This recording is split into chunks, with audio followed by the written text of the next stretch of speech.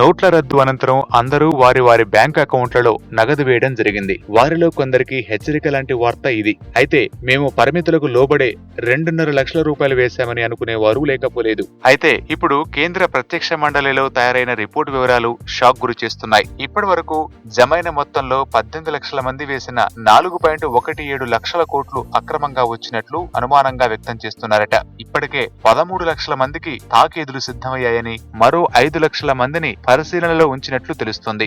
అసలు ఆ డబ్బు ఎక్కడి నుంచి వచ్చింది, ఇంతకుముందు ట్యాక్స్ కట్టారా లేదా, ఎవరి వద్ద నుండైనా తీసుకున్నారా అని ప్రశ్నించబోతున్నామని చెబుతున్నారు సిబిడిటి చైర్మన్ సుశీల్ చంద్ర. అయితే పాన్ కార్డు వంటివి ఏమైనా తప్పులున్నా సరిదిద్దుకునే అవకాశం ఉందని, వెంటనే ఆన్లైన్ లో సరైన వివరాలను పంపవచ్చని తెలిపాడు. అయితే తప్పుడు లెక్కలు ఉన్నా, అనుమానాస్పద అమౌంట్ అని తేలినా కోర్టు మెట్లు ఎక్కాల్సిందే.